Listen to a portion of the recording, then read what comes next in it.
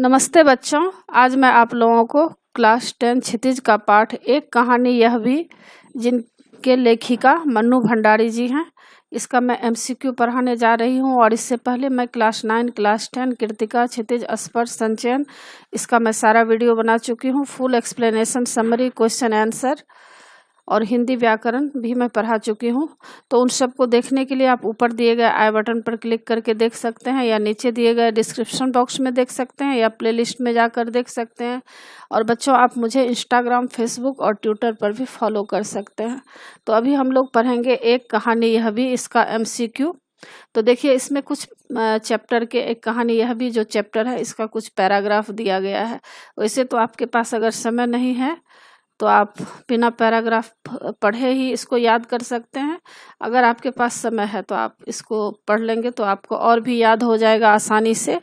तो मैं इसको रीडिंग कर देती हूँ। एक कहानी के चैप्टर का कुछ पैराग्राफ है।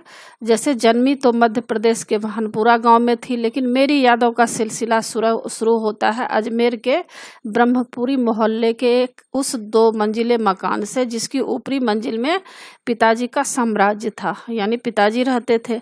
जहाँ वे निहायत अव्यवस्थित ढंग से फैली बिखरी पुस्तकों, पत्रिकाओं और अखबारों के बीच या तो कुछ पढ़ते रहते थे या फिर डिक्टेशन देते रहते थे। नीचे हम सब भाई बहनों के साथ रहती थी हमारी बेपरही लिखी व्यक्तित्व विहीन माँ। अपनी माँ को क्या बोली है? व्यक्तित्व विहीन माँ। सवेरे से शाम तक हम सबकी इच्छाओं और पिताजी की आज्ञाओं का पालन करने के लिए सदैव तत्पर रहती थी। अजमेर से पहले पिताजी इंदौर में थे, जहाँ उनकी बड़ी प्रतिष्ठा थी, सम्मान था, नाम था।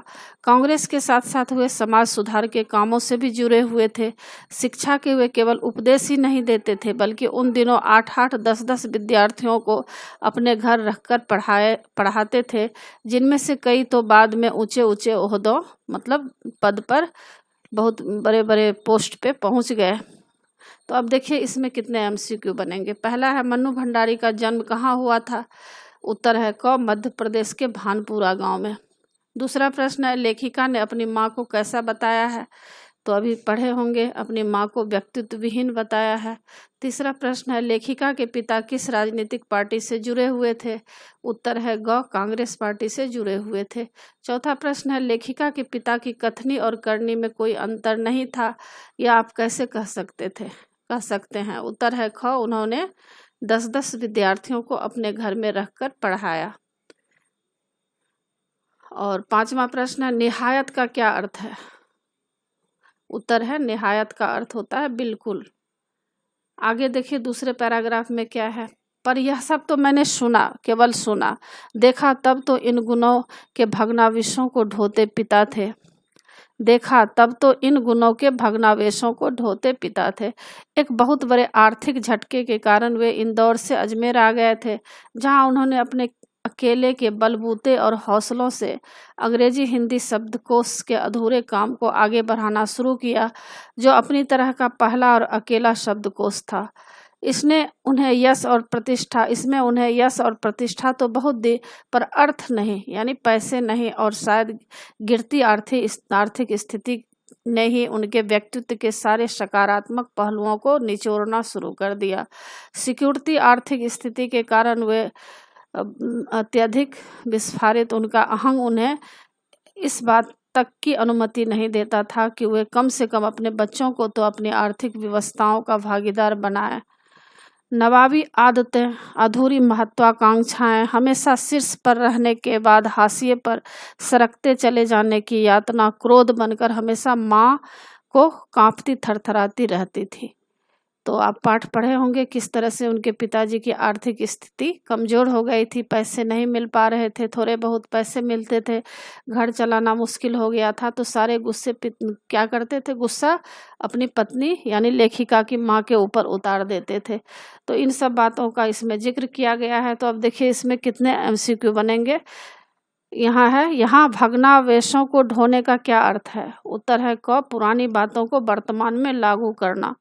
दूसरा प्रश्न है, लेखिका के पिता अजमेर में कब आए? उत्तर है ख, जब उनको बहुत बड़ी आर्थिक हानि हुई। तीसरा प्रश्न है, लेखिका के पिता ने किस शब्दकोश की रचना की? उत्तर है ग, अंग्रेजी हिंदी शब्दकोश।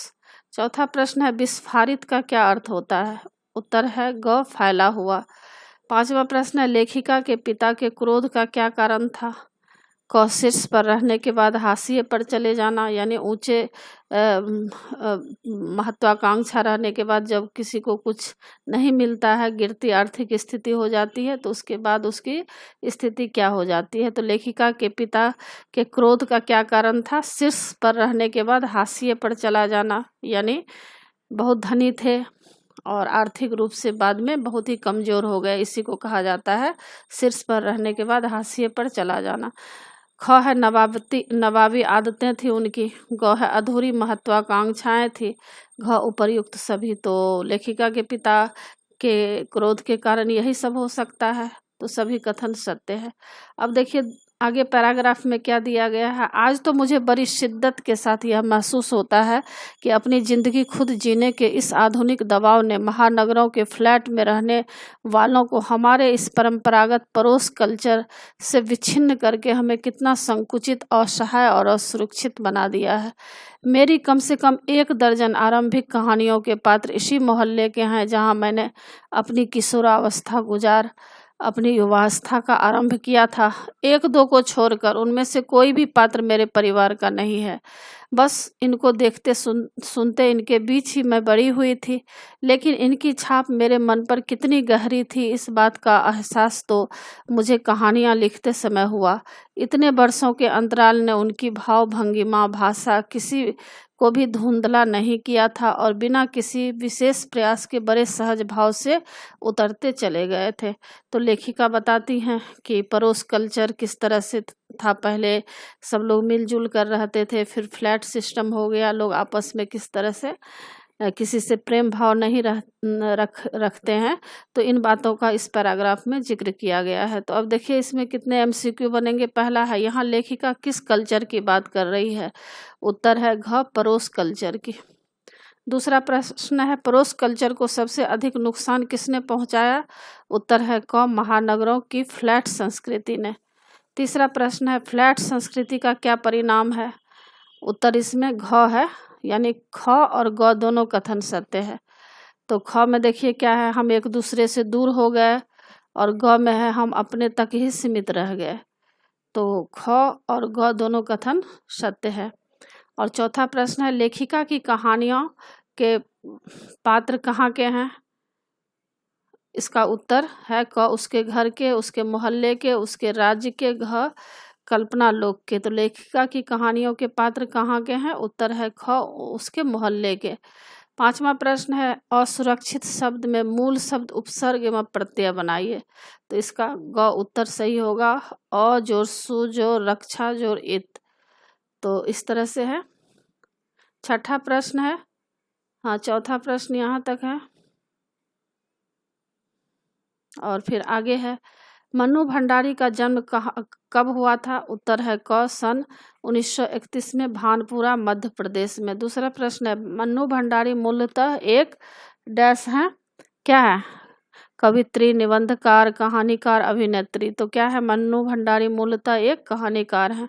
तीसरा प्रश्न है इनमें से कौन सी रचना मन्नू भंडारी की नहीं है?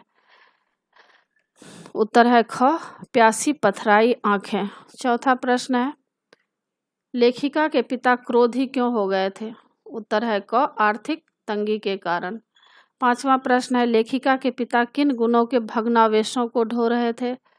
तो क हृदयगत कोमलता, ख संवेदनशीलता, ग दरिया दिली। तो ये सब उनके पिता के अंदर गुण था। उनका हृदय बहुत कोमल था, कोई भी बात को अगर सुनते थे तो सेंसिटिव हो जाते थे, और संवेदनशील थे, दरिया दिली थे, यानी उनका दिल जो है खुला रहता था सबको सेवा करने के लिए, सबके लिए उनके दिल में प्यार था। तो लेखिका के पिता किन गुणों के भग्नावेशों को ढो रहे थे? तो इन 3 गुणों के भग्नावेशों को ढो रहे थे।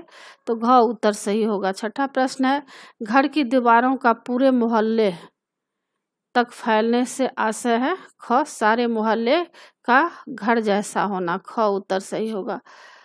सातवां प्रश्न है शीला अग्रवाल कौन थी? उत्तर है ग विद्यालय में हिंदी की प्राध्यापिका थी। आठवां प्रश्न है लेखिका ने किस आंदोलन में भाग लिया? उत्तर है क, देश की आज़ादी के आंदोलन में भाग लिया। 9 नंबर प्रश्न है, परिश्रम पूर्वक लिखे शब्दकोश से लेखिका के पिता को क्या प्राप्ति हुई? तो इसका उत्तर है ख, यश तथा प्रतिष्ठा की प्राप्ति हुई। 10 नंबर प्रश्न है, लेखिका के जमाने में घर का क्या आशय होता था? उत्तर है घ, पूरा मोहल्ला। 11 नंबर प्रश्न है, लेखिका को लेखन की प्रेरणा किससे मिली? अपने पिता से, और ख, अपनी हिंदी की अध्यापिका से।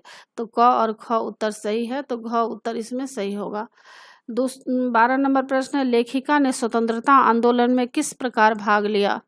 क, प्रभात फेरियां निकालकर, ख, जुलूस निकालकर, ग, जोशीले भाषण देकर। तो इसका उत्तर घ होगा। उपर्युक्त सभी कथन सत्य है, यानी क, ख, ग में जो बातें कही गई है वे लेखिका के अंदर विद्यमान था। और 13 नंबर प्रश्न है, किस घटना के बारे में सुनने पर लेखिका को अपनी आंखों पर विश्वास नहीं हुआ? उत्तर ग, प्रिंसिपल द्वारा अनुशासनात्मक कार्यवाही वाली घटना। 14 नंबर प्रश्न है, लेखिका की अपने घर में सबसे अधिक वैचारिक टकराहट किससे थी? उत्तर है अपने पिताजी से। 15 नंबर प्रश्न है, लेखिका के व्यक्तित्व पर सबसे अधिक प्रभाव किसका पड़ा? उत्तर है ख, लेखिका के पिता का। तो बच्चों इसमें देखिए 15 तक प्रश्न है और 15 तक इसमें उत्तर दिया गया है, और मैं सारे उत्तर में टिक लगा दी हूँ। आपको आसानी होगा याद करने में, तो एग्ज़ाम के लिए अच्छी तरह तैयार कर लीजिएगा। और बच्चों आप मेरे चैनल देवज नागरी को ज़रूर सब्सक्राइब कीजिएगा, और सब्सक्राइब के बगल में बेल आइकन बटन है, उसे क्लिक कीजिएगा, लाइक कीजिएगा और शेयर कीजिएगा। कमेंट्स ज़रूर कीजिएगा कि आपको यह पाठ कैसा लगा। नए पाठ के साथ फिर मैं मिलूँगी बच्चों। धन्यवाद।